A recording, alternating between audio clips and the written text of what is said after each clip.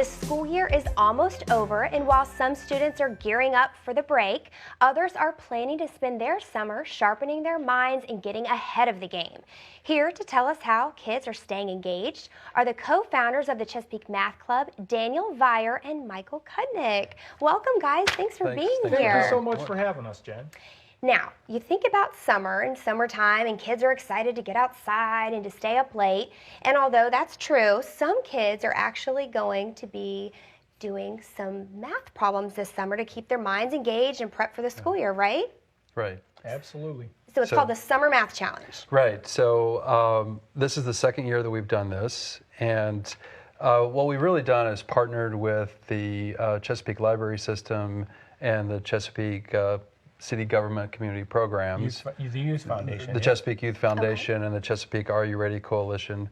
And so, you know, honestly, we couldn't do any of this stuff without the help of folks like Mary Riley, Kathy Christian, and in particular, folks at the library like Holly Finch. Okay. So they're really helping us out. But the idea is to allow kids to learn how to problem solve and how to do things that they might not necessarily do in school. Mm-hmm. So whereas an exercise is something that you see it and you learn how to do it. So here's a long division problem.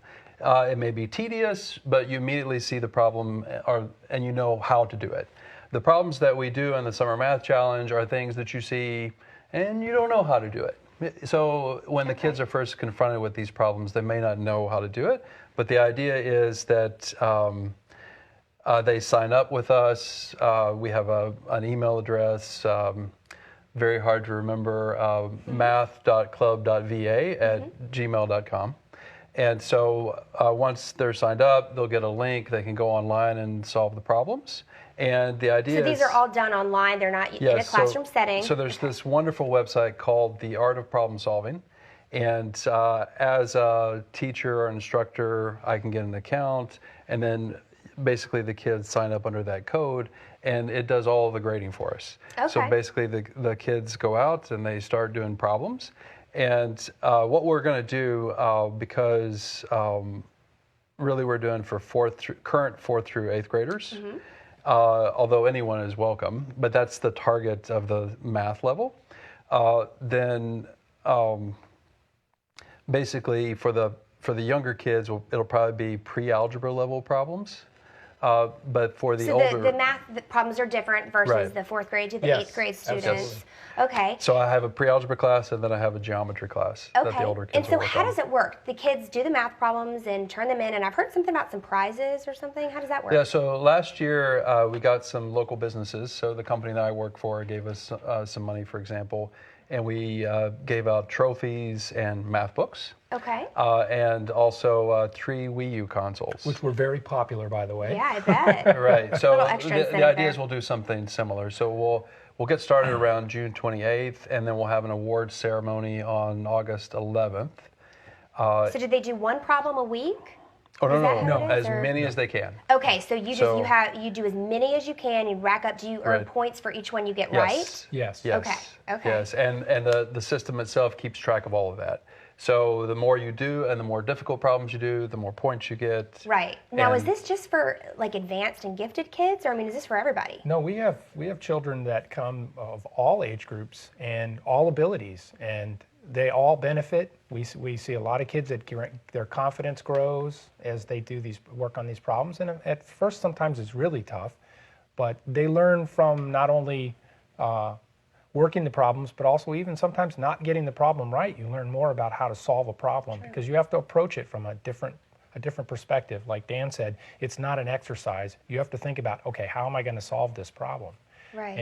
And that's how they approach it. And now some kids, think summer break, they're kind of mentally checked out here for the summer. So how does something like this benefit kids?